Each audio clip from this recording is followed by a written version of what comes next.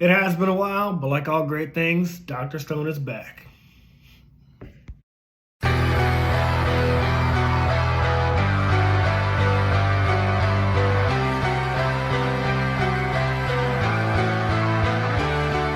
guys, welcome back to Everything Anime Podcast. I'm your host Shinry.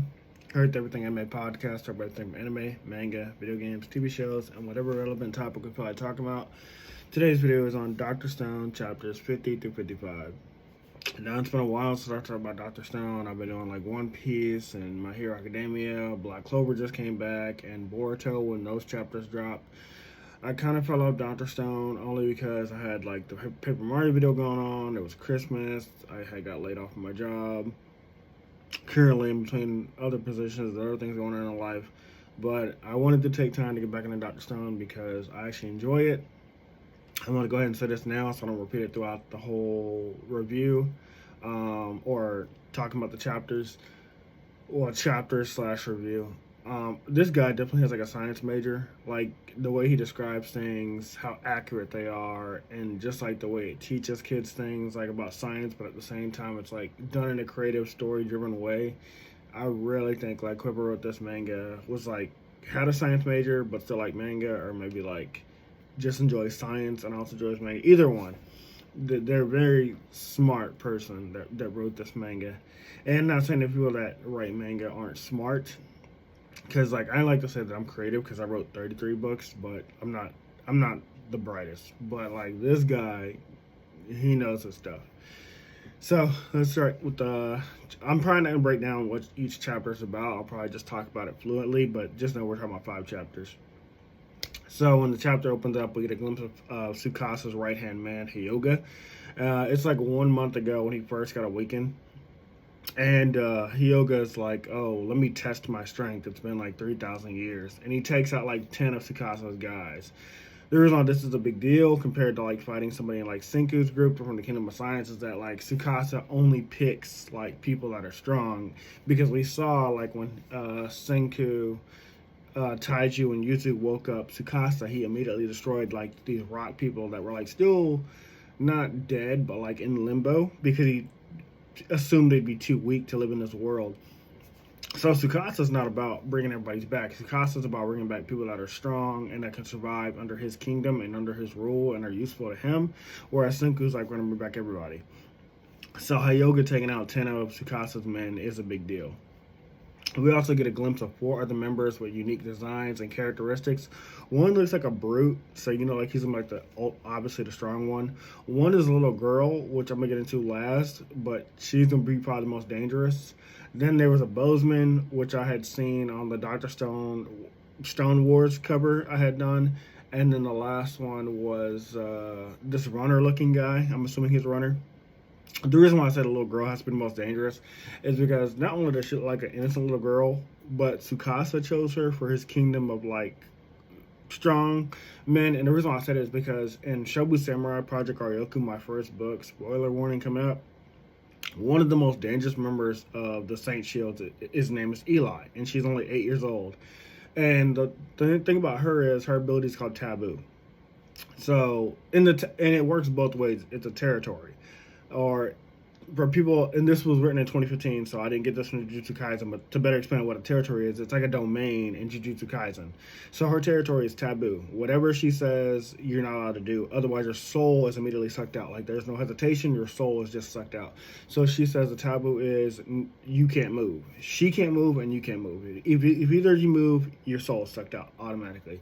If the taboo is you can't breathe, she can't breathe, and you can't breathe. So whoever breathes first dies. That's what made Eli really dangerous. And I thought it was funny because my friend Mark, who read my book thoroughly first, he's like, I hate Eli. I don't know why you met her. She's a bitch. I don't care. I was like, she's a little kid. He's like, I don't care. I fucking hate her. And Mark is like 40 years old, so I thought that was really funny. But also my nephew, who's reading Shobu Samurai now, sometimes we do like these play fights. And one thing that he did to surprise me, because he tried using a taboo on me, and I said, well, the taboo works on you too. So he said Shadow Clone Jutsu, and then he said, multi-Shadow Clone Jutsu, everybody transformed to Eli, and then he started doing taboos for each one, and he's like, okay, I'm the original, so the taboo doesn't affect me. And I was like, what the fuck? Because Shadow Clone's technically, if you're going by Naruto logic, not, even though the shadow clones are all Naruto. They all are also independent of Naruto. Like, if you destroy one, it's like Naruto takes that damage, Naruto gets that knowledge, and like that shadow clone can fight. Kind of like in the war when Naruto sent like a bunch of his clones out fighting strong S-rank ninja. Naruto at the end was just doing a lot, but you know, that's basically what he was trying to do. And then we also get a glimpse of Tsukasa's Stone Kingdom, which I have to admit looks impressive. It kind of reminds me of like a caveman apartment. I don't know a better way to describe it, but it's like this giant wall of rock, and each level has like a room that all these like Tsukasa's army live in. And then they have bridges to cross. So unlike, we haven't seen what Senku's Kingdom of Science is going to look like. We obviously know it's going to be like something big. But even for that, Tsukasa, it looks like I said, a Stone Age apartment, like a caveman apartment. It looks pretty dope. I did think it was impressive. Now, one other thing I thought impressive about Tsukasa was, although he's a villain, he has an interesting point. So how he brings his army to his side is because they're 3,000 years into the future. Basically, like the world's kind of reset. Like he's like back in the old days or present day for us, we were like slaves to our jobs, our livelihood. If you wanted to eat, if you wanted to drink, if you wanted to have a warm bed, you got to go to work, and you have to work your ass off. And you might work your ass off and still just barely make enough to cover your rent, cover your car payment, cover your car insurance, cover the water bill, cover the electric bill, cover the water, the food bill. It's expensive. Like it feels like, unlike older generations and even us, I'm not gonna say it was easier for them, but like, you could buy a house for like $500. Now you have to buy a house that's like hundreds of thousands of dollars. So like we work our ass off just to survive.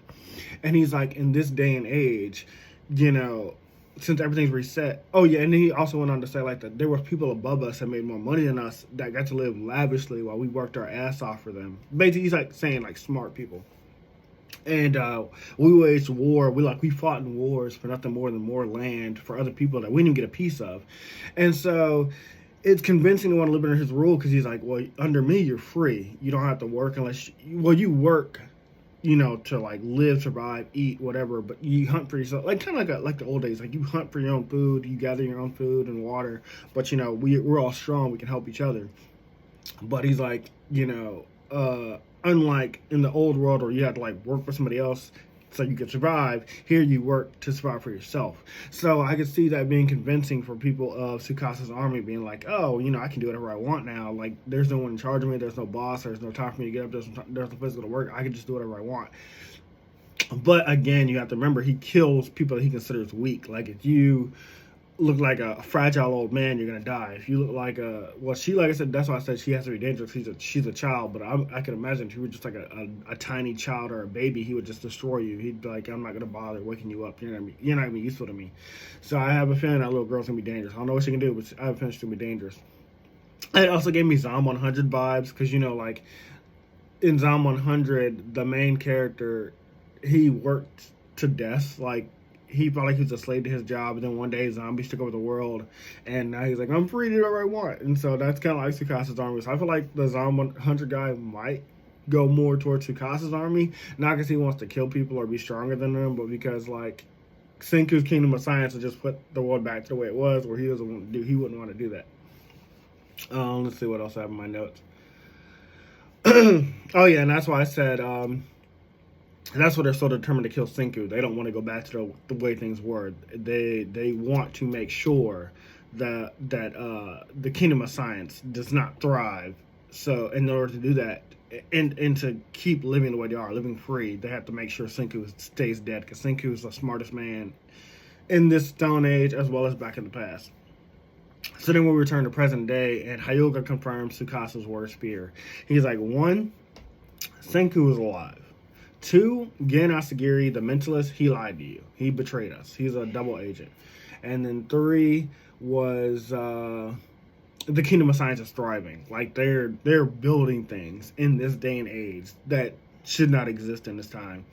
and you get a glimpse of Tsukasa's face. It's like, I want to see it in the anime, because I have not seen. Again, the reason why I review Dr. Stone this way is because I haven't seen the anime. This is like a whole fresh, brand new like experience, first fresh from the manga of Dr. Stone. I had heard about Dr. Stone. I had tried watching one episode when it first came out. I just kind of zoned out.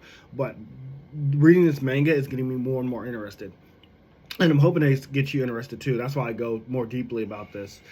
But yeah, and you can tell how it's not just like he's devastated, but he's like really pissed because his supporters are like freaking out behind him. They're like, "Oh shit!" And Tsukasa's the leader of his army, so he's like he's basically like, not like literally Frieza, but like if Frieza was pissed off and then you were like Didiria, Zarbon, Ginyu, or something like that. Well, Ginyu might not be afraid of Frieza. He should be, but he might not be. But the other ones, they might be like, "Oh shit, Frieza's pissed out. We gotta go." So I thought that was pretty funny. Then we go back to Ishigami Villain, where we learn what the greatest weapon of humanity is. I'm going to give you a second to see if you can figure out what that is. The greatest weapon that humanity ever created was the cell phone. Now, that sounds kind of simple, but when I actually thought about it, it is kind of mind-blowing. Like, imagine when the first cell phone actually existed, or landline, whatever. Being able to call somebody from, like, hundreds and thousands of miles away and talk to them on the phone in real time must have been mind-blowing. Like, we grew up with technology, so it doesn't blow our minds as much as it blows our parents' minds, but just imagine that. Like, well, my experience with the cell phone was like, I'm not gonna go too much into this, but like, I had started out with like, I think one of those, everybody had the Nokia phone where you had to like type 5 times to send a text message. Just send one letter for a text message. That's why you used to just call people instead of texting. And then we flipped over to the slide up screens. I was always behind. Every time something new came out, I was behind. When I had the slide phones, people had the BlackBerry. When I got the BlackBerry, people had the iPhone 4. When I had the iPhone 4, people had the iPhone 5. And eventually, I stopped at the iPhone 13, and I was like, I'm not upgrading anymore. I've never kept up with the trends. But yeah, even that's one thing that I could say blows my mind. Like going from the Nokia to the slide phone, because I thought that was a cool thing, like having a keyboard where you could actually fill out. That's when people like texting, but it still took a long time to do it. And then going to the BlackBerry, which was like also very cool. Like that was like you were like a business person if you had a BlackBerry back then. And then having the iPhone, which like you could watch videos and then text and then call and FaceTime. It was mind blowing. I could only imagine. So yeah, that being the greatest weapon of humanity is all time. Surprised me. And the reason why it's the greatest weapon for Senku is like that they can communicate with one another and send each other information, in this Stone Age that they don't have in this current time. And half the people are excited. Half the people at Ishigami Villain is like, "Whoa, this is crazy. How is that even possible?" And the other half are like skeptical. They're like, "There's no way you can talk to somebody from like a mile away by a phone. That doesn't. Well, I mean, I don't know what phones are. They probably don't. But they like, there's no way you can communicate with somebody that's a mile away." And Senku does go into like a description about it. I'm not gonna try to explain it because again, this is above my pay grade. It's above my intelligence. But he does go into full detail about like how cell phones work. So again, it was pretty cool. But he wants to use the cell phone to spy on Tsukasa's army, and he has 2 moles that he wants to put inside of Tsukasa's army to spy on them and then relay the information back. Now, I was wondering who the spies would be, because I was like, it can't be Gin, because they know about Gin. Gin exposed himself to Hayua's army. And then I was like, is it Kohaku? He knows about Kohaku. He knows about most of their armies, so I was wondering who it is. And then I remember Taiju and Yuzu. But I was like, he also knows about Taiju and Yuzu, so how would that work? Well, we're going to get into that a little bit later, but... Oh, and I already put this in there. Tsukasa does know that Yuzu and Taiju are pro Kingdom of Science, but they don't know that Senku's alive, because they haven't seen Senku in a long time. Senku left, and... no. Tsukasa doesn't know that they know he's alive, because the last thing Tsukasa knows is that... The last thing that Tsukasa knows is that he killed Senku in front of them. So Tsukasa still thinks that they think Senku is dead. They don't know Senku survived because he had that piece of rock on the back of his neck. So yeah, that's pretty clever. I even forgot about that. So yeah, they can infiltrate Tsukasa's army, because Tsukasa will be like, hey, I can use them as hostages, because Senku doesn't know that, or he thinks they don't all know that they each other are alive, and Senku can use him because once he creates the cell phones, he can be like, "Hey, what's Tsukasa up to?" Now Senku isn't the only one that's like has somebody spying on them. Homura, who is Hyoga's left hand from the fire girl that set fire to Ishigami Village and was going to kill the children and the women. Well, yeah, the elderly, the women, and the children. She's been spying on them on top of a tree, and she doesn't have a cell phone or no way to contact back to Tsukasa herself. She just like is surveying, and she'll like send back information when she learns something that useful. And Senku is asked by, oh yeah, I already talked about this. And let me see, hold on, I'm checking my notes real fast.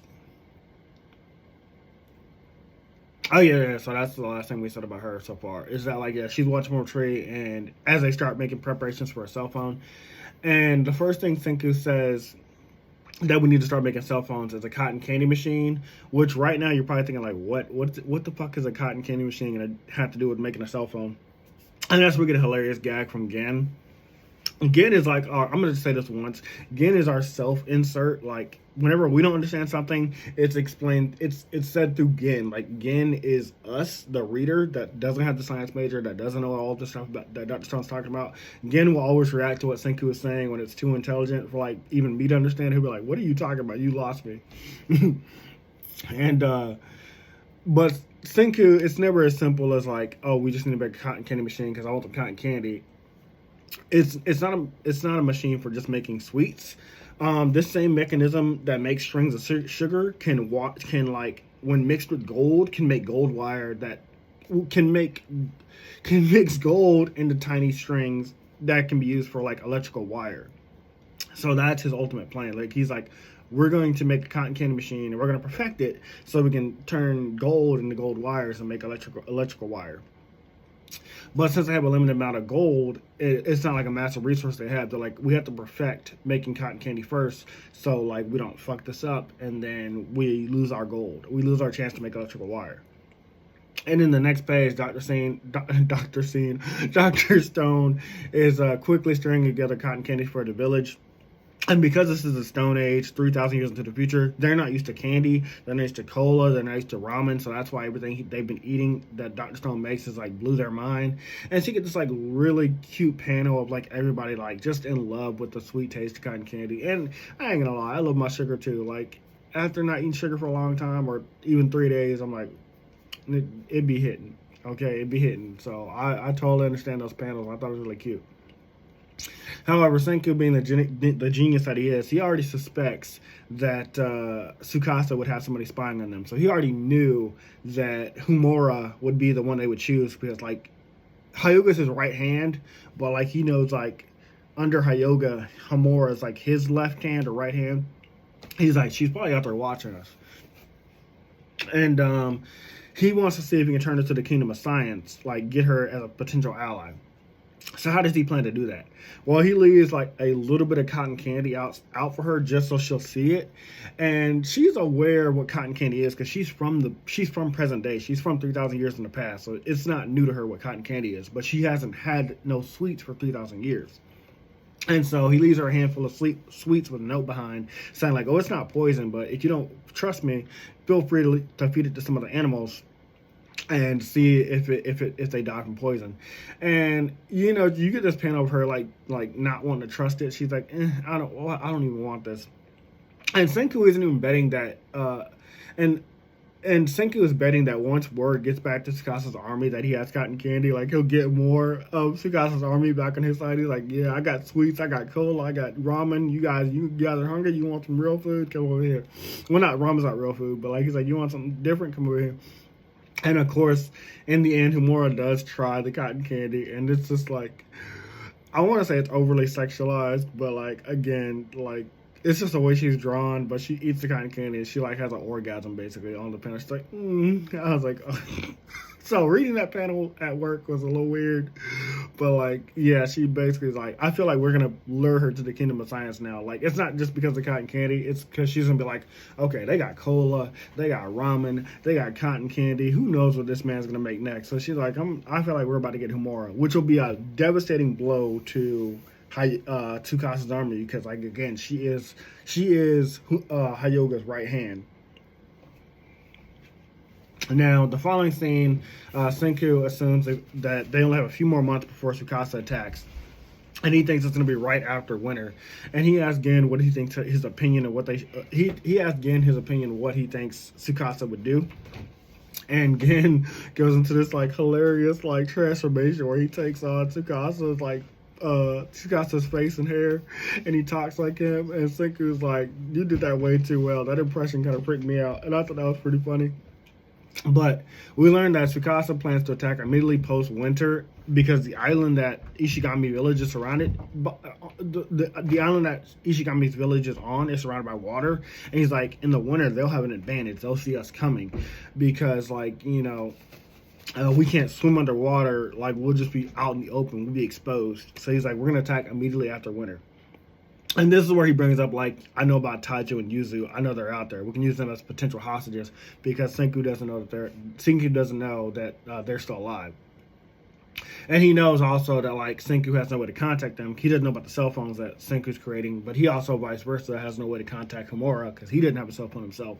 So they're kind of, he thinks, like, they're even, but Senku has the complete advantage. Now, there's a... Back with Senku and Elder, they're struggling to make pure cotton candy because, again, they want to do this before they mix in gold to make gold wire. And there's a hilarious gag where Genro breaks the fourth wall. He becomes like this other character. He even references that he broke the fourth wall. I don't understand that reference, but I'm pretty sure someone does. So you get it. Like, you explain it to me. I still thought it was pretty funny. And then the group begins arguing back and forth because they're like, we have a lack of manpower to do all this scientific work because at the same time, winter's right around the corner. We have to stock up food and we're running out of time. And that's when Senku's brilliant brain, because Senku's always thinking, comes up with gears. He's like, if we can create gears, we can make this process a little bit easier. So Senku is like, hey, Kawaku, can I use your shield to create a gear? And the chief of the village is like, hold on, I gave that shield to my daughter. And he goes through this flashback thinking about, like, how he worked hard to get this shield. He passed it down to his daughter. He was so proud of it. And he's like, oh, I don't care, it's up to my daughter. And then Senku's like, Kawaku? And Kawaku's like, huh? Oh, I don't care, go ahead. And her father's like devastated. It's like really funny. He's like, I can't believe she just gave that up. I get it out of the kindness of my heart. But again, I love the humor in Dr. Stone. But this does work, turning her shield into a gear. And so we have our first gear. And it makes it easier for one person to craft the perfect cotton candy. So now we have the perfect cotton candy finally done, or pure cotton candy. It also inspires Chrome, who whispers something into old man Kaseki's ear, the craftsman. And the moment he hears it, he's like immediately turns into this old man Super Saiyan. He rips out of his clothes and he's like, yeah. And I was just like, again, the humor is funny because Kaseki, he's a craftsman. And when we met him earlier, when he made the mask for the group, or no, he made the tubes or something like that. But we met Old Man Kaseki before, but it's just funny. Every time he gets inspired, he like strips naked and get really bulky. But it made me laugh out loud. Before we learn what Chrome and Kaseki are working on, though, we focus back on Senku, and he's telling the group like it's time to make gold wire. And he's like, we only need a small piece from about here to the top of this mountain. And this mountain's like way far. He's like, yeah, we need a lot of gold wire. But it made it funny. And what made it funny is like, he's like, oh, we just need a little small piece from about here to all the way over there to the top of that mountain. And they're like, what? Great. That's great. Let's see, what else do I have in my notes? Meanwhile, they're working on that. Working on the gold wire. 3 days pass, and Kaseki and Chrome return to the village, and we learn what their secret invention was. Can you guess what it is? It's a giant water wheel, which isn't surprising to Senku because he knows what water wheels are, but he's surprised that they know about this. And they didn't just create like a water for no reason. It's to reduce the manual labor that they need. So with the access to gears that they have, Senku turns it into a hydroelectric water plant that runs on its own. So now they are completely free. All the villagers are, because the hydroelectric water plant, it works off water. It's self-sustaining. It'll work on its own. So all the villages are like immediately free to like go stock up for winter, and Senku and the others can work on other things. And that's why Senku is so amazing. That's why Dr. Stone is such a fun manga so far, because like every time he's explaining science or doing something science related, it's always like for the benefit of the village, benefit of the story. But in that same beat, actually, Senku obtains a way to store electricity in handmade batteries. And there's another short tube gimmick with Genro. He touches one of the live batteries because he's skeptical, and he gets electrocuted. He's like, there's no way that the electricity is stored here. It's really funny. I want to see it in the anime. But Genro and Kenro are really more excited than everybody else about this, because like a few chapters back, they were like basically working like hamsters on a hamster wheel to generate electricity and power throughout the village. Like they were doing that for Senku before, and so like they're the most free out of anybody. Did not have to do that hard work anymore. But and this also allows Kohaku to continue training Kenro and Genro, because they are one of the few fighters in the village, along with Magma, that can actually fight Tsukasa's army. So they're all happy, and the village is happy as well. I also love, despite that Kaseki and Chrome have been exhausted from working after 3 days on the water wheel, the moment they see Senku's like latest invention, it reinvigorates them. It's kind of like when Goku and Luffy just need more meat to continue fighting. Like Luffy's like, more meat, and Goku's like, more food, and all of a sudden like they're able to fight again. Because like this panel where like they get all serious, like again, it has to be hilarious in the anime, but like the way he draws it, I know what he's doing. Like they're like, despite they're tired, they're like determined to keep going. And because we're always focusing on creating something new, the next thing they create is a light bulb. And the next panel is very nice. They're like Senku starts like lighting all these light bulbs around a tree, and like they all light up as like the snow begins falling. And it's like a really well-drawn panel. They're all awed by these lights on this tree. But what I wasn't expecting is what was said next. We learned in this next moment between a conversation between Gen and Senku that Senku's like, or Gen is like, hey, 2 months have actually passed since we've been working on this stuff in the winter, and it's actually Christmas. And Senku's like, oh, who knew? Or who knew? And Gen's like, you set this up. You ironically set this up because you knew it was Christmas, and so by having these lights on this tree, it basically was like a Christmas tree. I thought it was really cute because I didn't see that coming for some reason. Senku claims he doesn't know it wasn't Christmas, but Gen says he planned it all along. And just before the chapter ends, we have Chrome coming up with another brilliant idea. He's like, hey, we can add these light bulbs to a helmet, and like basically see in caves and dark tunnels. Now, if you're wondering why this is the first time we're learning about caves, despite Senku and the others being in the village for a long time, Chrome's like, oh, I always knew about these caves, but like we only had torches before, and the torches will go out after a period of time, so we can never stay down in the caves for too long. But with these light bulb helmets, because the light bulbs store electricity for a long time, we can now go down there for a longer period of time and gather more minerals and rare ores and stuff like that you might need. And Chrome gets excited about this idea. He's like, Senku, you might be 10 billion% better at science than me, but I'm 10 billion% better at exploration than you. And Senku's like, well, yeah, you are better at exploration because I don't explore things at all. And I thought it was pretty funny. But he tells Senku, he goes on to say like, hey, Senku, tell me anything you need and I'll go find in the cave. And Senku's like, I don't need anything. And Chrome is immediately like distraught. He's like, what? I just had this brilliant idea. You don't need anything? And Senku's like, well, you can feel free to go look for more, what did he say? I think it was copper. I think he's like, basically go find some more copper stones and bring them back here, but come back in 1 week for New Year's Day. And Chrome happily goes off. He's like, that's fine. I'll go do that. And Kohaku and Genru make a joke behind Chrome's back. They're like, "Oh, he just wants to slack off. He doesn't want to help store. He doesn't want to help store food for winter. He just wants to fuck around, basically." But yeah, while he's gone, Senku and Kaseki engage in a conversation about making something to impress Chrome when he gets back. And that's when Senku comes up with an idea for like this thing called vacuum tubes. Now again, this is way over my head, way over my pay grade, so I don't know anything like that. I'm an average Joe, no science major, so I had no idea what he was talking about. But once again, our insert character is like, okay, you lost me again. But basically, a vacuum tube is like one of the key first components to making a computer, or in this instance, aka a cell phone. And so during the week that Chrome is gone, Senku and Kaseki are struggling to like make a vacuum tube work.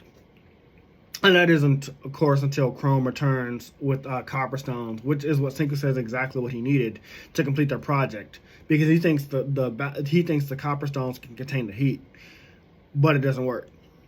It turns out it's not enough to like contain the heat, because the vacuum tubes themselves get too hot for that. And so Senku, for the first time ever in the manga, is visibly frustrated. He's on the verge of giving up. He's like, "There's no way to make a cell phone in this age, in this new Stone Age. It's just impossible." He's like, "We can't beat Tsukasa without it," and he's about to give up. And so everyone in Ishigami Village, because they're so thankful to Senku, they are like, all like, "Hey guys, let's not give up. Even though Senku is down right now, let's all find anything we can." And so like there's this panel, like everybody going through these rocks. They're like, "I don't know what this is, but we'll try this for Senku." And the next scene I thought was really powerful, because Sukiya is on her own and she's going through all these rocks she collected. She doesn't know anything about rocks and ore. She's just like, "I just want to help, because he made this helmet for me and these glasses for me, and I can see." And so she's just like going through all her rocks and stuff like that. I thought it was really cute. Ultimately, though, Senku goes back to his room to think on what to do next. And that's when he's given a visit by Gin, telling him, like, "Hey, it's New Year's Eve. Like, come down. The sun's about to come out. It's New Year's morning. Just take a break and just enjoy the sunrise with your friends." And Senku's like, "What not? He relents. He's like, we have been working hard. Let me just enjoy the first sunrise of the new year with everybody else." Well, it's a good thing he did, because one particular rock that Sukiya is holding, and she didn't even know what it is. The panel goes on to say, like, in great description, like, Sukiya didn't even know what this rock was. She just was drawn to it, and she was so drawn to helping Senku that, like, she grabbed it. And long story short, basically, this rock is a special ore that turns into tungsten. I'm probably saying that wrong, but it's like the hardest metal found on Earth, and it basically is perfect for storing heat. So Dr. Stone's once again re-inspired. He's like, "I don't know where you found that, Sukiya." Well, I think she said she found it in a cave, one of the caves that Chrome went to explore, and she's just very happy, like, to have helped. And so, re-inspired by this, Senku and Chrome decide, like, okay, we're gonna go back into the caves. We're gonna find more of this tungsten ore, and we'll have everything we need to make the vacuum teams one step closer to making a cell phone. But they actually have one extra helmet. And so I was wondering who this helmet would go to. And Genro and Kohaku are like nervous that they'll get picked. They're like, "Oh, please don't pick me. I don't want to go down into a cave." And then this is them monologuing to themselves. And then Kenro's like, "I'll go if I have," or is it Kenro or Rinko? Kenro. Kenro's thinking to himself, like, "I'll go if he asks me to. Like, I have no hesitation to go."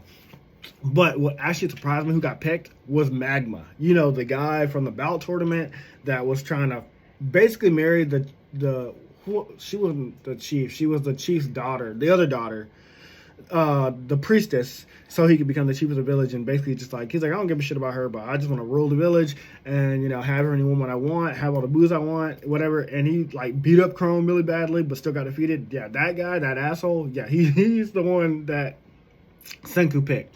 Now, the reason Senku chose him is because excavating the tungsten ore is going to be like, take some strong hands. And we know Senku's not strong. Chrome is not even a fighter. He's decent, but he's like not really strong too. So they need Magma because he's incredibly powerful. As they're preparing to depart, though, Magma's already thinking about betraying Senku and Chrome. He's like, I'll be out of sight of the village. I can kill these two, say it was an accident because no one else will be there, and they'll never know. And so I was like, oh shit, this is going to be a good chapter. And also at the same time, Gin is like monologuing to himself. He's like, Senku's finally leaving the village. I can finally do what I've been wanting to do the entire time.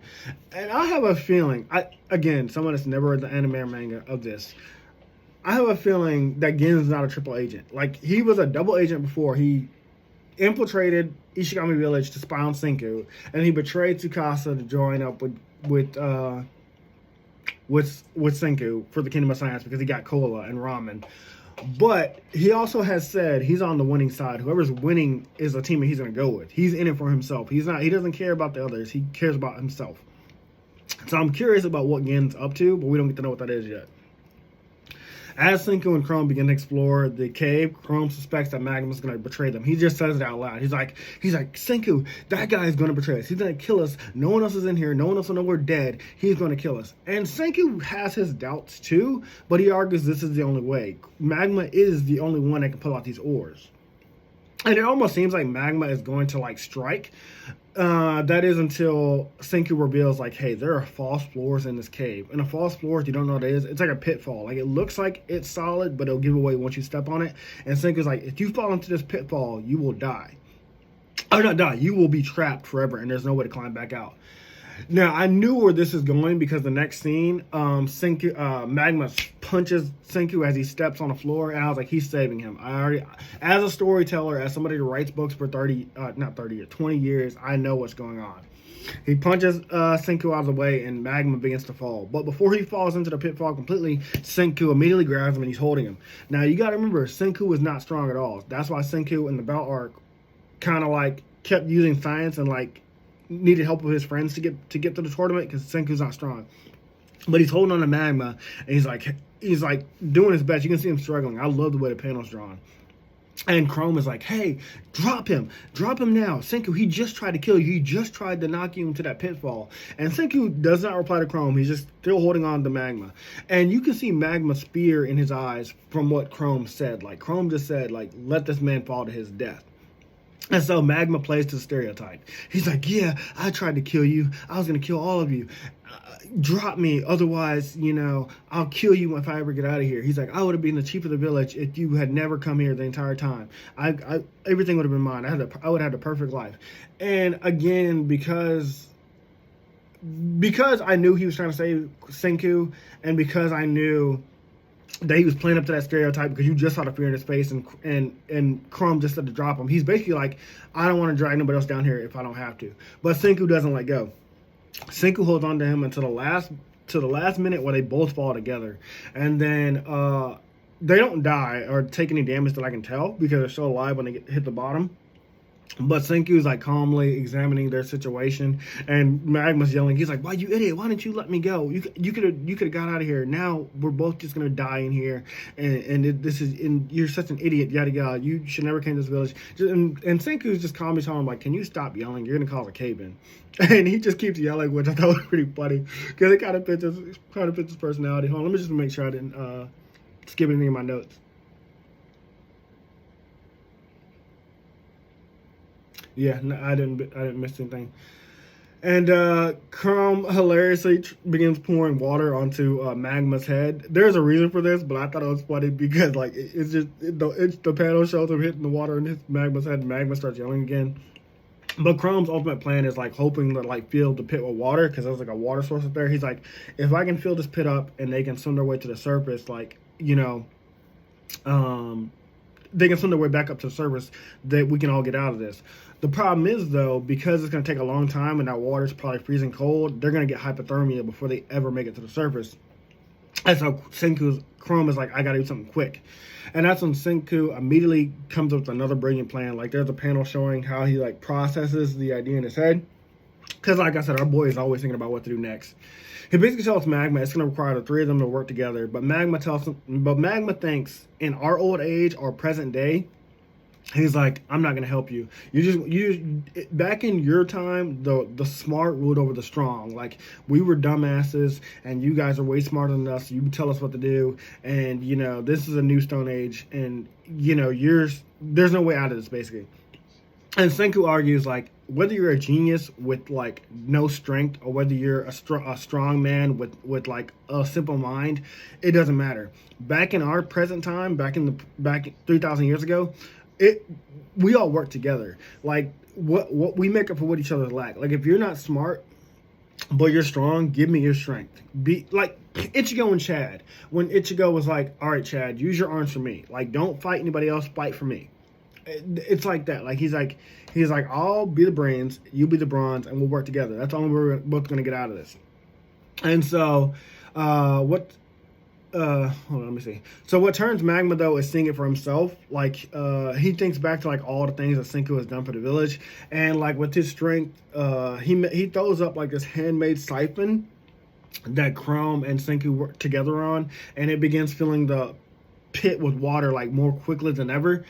The bad news is that hypothermia is still kicking in pretty fast, and so even though they're rising to the surface, it's still taking a long time. It's getting up there, it's getting them up quicker, but Senku is like slowly sinking, and that's a Magma fully has a change of heart. He's kind of inspired by Senku, and like again, all the things he's seeing, like Senku has these brilliant ideas. He could have just somehow saved himself and let Magma fall to his death, but he didn't. So Magma's like, okay. He says it basically in his own way. Fine, I'll follow you until things get boring, or we take down Tsukasa. And so, with all his strength, he throws Senku out of the cave, fully showing us that he trusts Senku and in the Kingdom of Science. And now we have Magma on our team for sure. And I thought this was a great place to end our review. Again, I am loving Dr. Stone. This is my first time reading it ever, and I'm having a lot of fun with it. I hope that you guys, if you're watching this review, are going to get into Dr. Stone, check it out for yourselves. Or if you're already into Dr. Stone, tell me some more exciting things about spoiling it for me. Like, just tell me, like, hey, there's this great art coming up, or hey, this really funny part's coming up, because I am loving Dr. Stone. We will get into this every now and then. I'll probably do Dr. Stone's the only one, along with Demon Slayer, that I'm gonna do like 5 to 10 chapters. Well, with Dr. Stone, I just do up to a certain amount of chapters that I feel like is a good stopping point. Whereas with like Demon Slayer, I'm probably gonna stop doing long videos of Demon Slayer, because a lot of you already know everything about it, and a lot of you finished it, and I'm already caught up until the Zord Smith Village arc. So with Demon Slayer, what I'm gonna specifically do is just review or talk about things that like I found interesting, instead of going through everything like I did with Dr. Stone. Either way, I'll see you guys in the next video. We'll move on to the sponsor, and I'll see you guys next time. Hey guys, this video was sponsored by me, the author of the Shinry series, the Chronicles of Wayne, and Monsterverse. So I figured I'd do this outro a little bit different by showing you guys what you guys will be checking out. So, the Shinry series starts with Book 1, Shobu Samurai Project Aryoku. 10 years after the death of his parents, Shobu Samurai returns home, seeking vengeance, but instead faces the choice to save his home from shadow creatures, blood beasts, and an organization once thought dead. Shinry's Shobu Samurai starts at $9.99. And if you love anime, manga, Naruto, One Piece, Bleach, Yu Yu Hakusho, Fairy Tail, Shaman King, Rave Master, Zatch Bell, anything like that, the Shinry series is definitely the series for you. You'll definitely want to check it out. The Sword of Light is probably the thickest one so far, and then these books are 2. This is Enter the Dread Zone Tournament, and the series original ending, Arado the Legendary Conjuring Master. So, and I'll just show you guys some of the covers. Really proud of all of these, but I hope you guys check it out. If you don't like that, I also have the current published books for the Chronicles of Wayne: Love Be Damned, Cotton Candy, Full Moons, Fabled Lovers, A Cursed Virgin's Bite, If You Go Where Monsters Dance, Red Will Reign Over Your House, Love Be Damned. Now, the Chronicles of Wayne is about a geeky guy, or a nerdy guy in high school. His senior year, he has a crush on the hottest guy in school, because of course he does. He's only got one best friend, and her name is Barb. Well, the hottest guy in school turns out to be a werewolf. And to make the story more interesting, he bites Wayne and turns Wayne into the first ever wolfman in the last 10 years. And because of that, it was also a sacred law that wolfmen should never be created. I don't want to get into too much of the Chronicles of Wayne without spoiling it, but I can tell you it's very short. This one sells for $6.99, and Love Be Caged right after it. The ending of this trilogy, Love Be Liberated, comes out in October. So I'm going to definitely do a more full in-depth review of this one. But yeah, it's an LGBT fantasy fiction story about werewolves, vampires, white witches, a dark warlock, and, well, many, many more surprises to come. So if you guys like to read, I definitely recommend. These are all the books so far in the Shinry series, except for Shinry's Beginning. I do have that one, but it's just not here with me. But yeah, I appreciate a like, support, or just a review on Amazon. Either way, thank you guys for watching. I hope you guys have a great day.